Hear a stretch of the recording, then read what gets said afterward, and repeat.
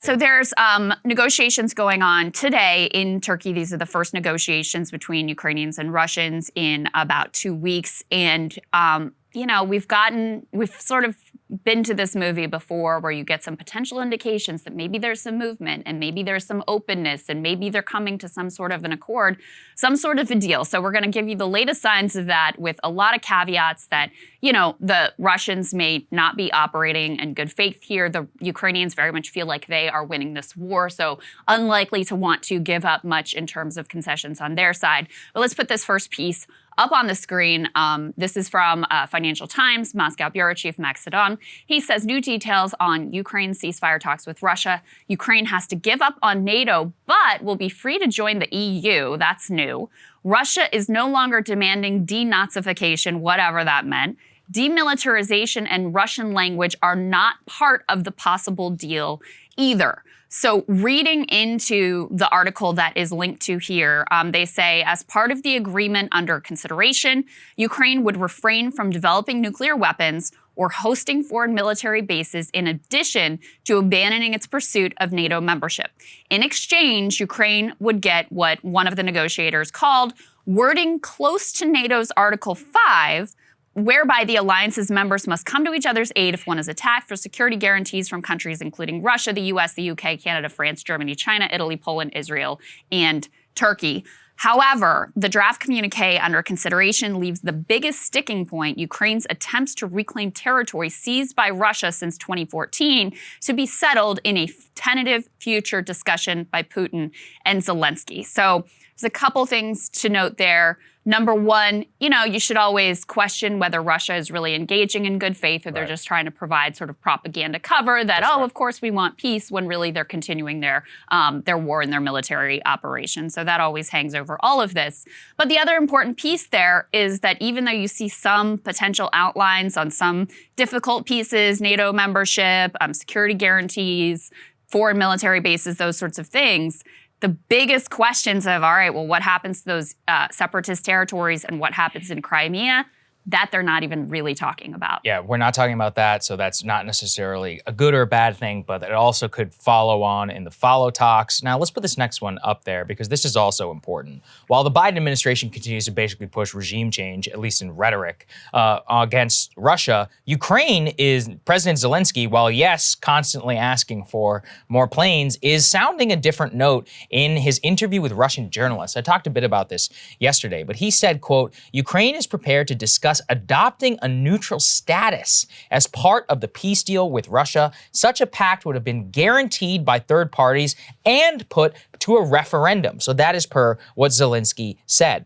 Now, what's even more important about that is that they would codify it in their constitution, have it guaranteed by a third party. Further discussion here, Krystal, actually indicates that the Russians, what we were talking about earlier, might be okay with EU membership, but it's NATO specifically that needs to be ruled out entirely. So there's a lot of room for discussion here. Once again, in terms of the deployment of defensive/offensive weapons, what they're really guaranteeing here is that no Western military deployment to Ukraine. That appears to be the total red line in terms of what the Russians can at least demand from a realistic point of view, given their lack of current military success on the ground and the kind of the reversion to a stalemate that we see currently. All of this is setting the ground for two outcomes. Number one, we could see a speedy peace. That would be a great thing. We have thousands of civilians who are dead, millions of people who have fled the country. A large part of it is decimated. The Russians have egg on their face, you know, even though they still have superior military capability, and they could throw in the towel and say, okay, we're good.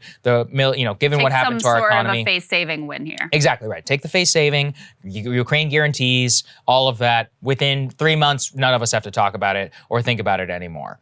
However, the other thing is that this peace talk could break down, and then we see very unfortunate consequence of a humanitarian disaster, hundreds of thousands of civilians who are dead, and really, you know, even more of the gambling for resurrection that you've talked about, and the further stalemate into those things. We should all pray and hope for the former. That doesn't mean, though, that it's likely. There are still demands that the Russians would have to give up in order to see a real negotiation on the part of President Zelensky. Namely, the fact that A, he can't guarantee demilitarization because, you know, he just got his country invaded, and he has to guarantee his own sovereignty, his ability for his regime in order to stay in power. There's no way that he's going to willingly give that up.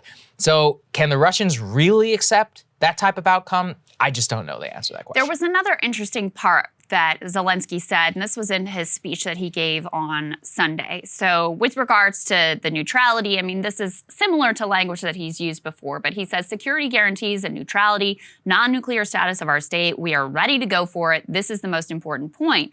But he also, and this is a quote from the piece, he ruled out trying to recapture all Russian-held territory by force, saying it would lead to a third world war, and said he wanted to reach a compromise over the eastern Donbass region held by Russian-backed forces since 2014.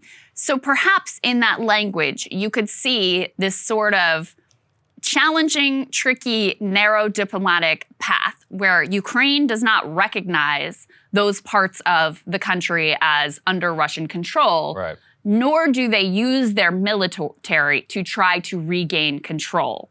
So you have this sort of like tenuous balancing act that we've certainly seen, in other parts of the world where, you have an official recognition by one side, you don't on the other side, you sort of maintain a status quo that at least gets us out of the conflict. I don't know if that could be the direction that they go. And the one other thing that just came out this morning, this is also from Max of the Financial Times, Russia's deputy defense minister is saying Moscow has decided to, quote, fundamentally cut back military activity in the direction of Kyiv and Chernihiv, I don't know how to say that, in order to, quote, increase mutual trust for future negotiations to agree and sign a peace deal with Ukraine.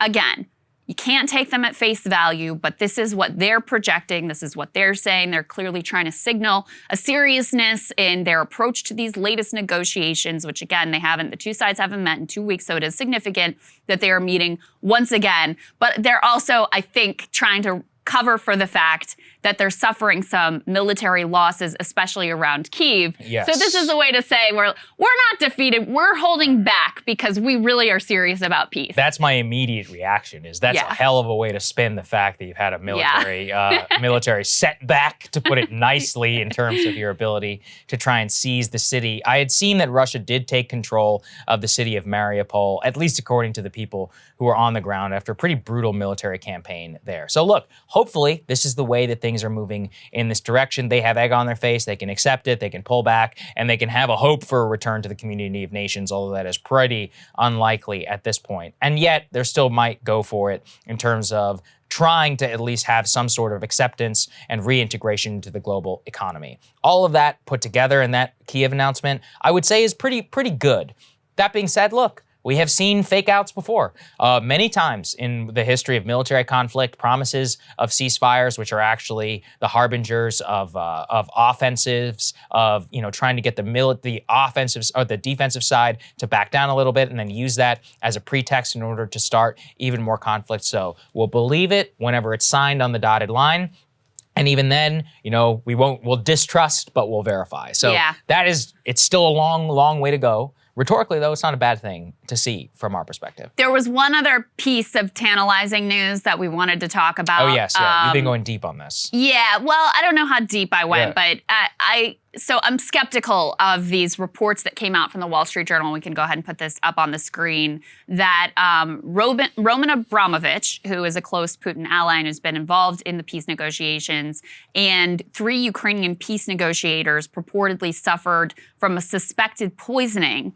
This was based on an investigation from an investigator with the Bellingcat Open Source Collective, which receives funding from the U.S. government. And, sometimes they're correct and sometimes they're not. And the question has been raised whether they, have oftentimes a political agenda in terms of the information that they are putting out. But even by their own admission, they were unable to obtain a, quote, timely sample from this group. It couldn't be arranged in Lviv because they were in a hurry to travel on to Istanbul. The symptoms of this alleged poisoning included, they said their skin was peeling and they had issues with their eyesight. So strange symptoms. Okay. And you certainly don't put it past, hardliners in Moscow. They've been killed and known to poison people before. So I'm not putting it off the table. I'm just saying that this should be treated with a dose of skepticism because of where the report comes from and also because they were unable to specifically obtain a sample that would prove that this was in fact poisoning. And by the way, even the New York Times in their report about it were kind of skeptical that this was really what was going on. And they quoted someone who said that the symptoms could be consistent with something much more mundane like food poisoning. They all eat the same, serve the same thing at the peace negotiation. They end up with food poisoning. I'll say it'd be weird for food poisoning to cause you to have weird problems with your vision. But anyway, I just wanted to cover it to say I'm a little skeptical of these reports, so take this one with a grain of salt. I'll believe it when I see it. Wouldn't put it past them, though. It's certainly sure, of course. Hey guys, thanks so much for watching. That's right. Just as a reminder, you can become a premium subscriber today. Watch the full show completely uncut. Our reactions to each other's monologues. You get to listen to it. You get to ask us questions. All that good stuff. Link is right there in the description or at breakingpoints.com. Best of all, great way to say screw you to the mainstream media.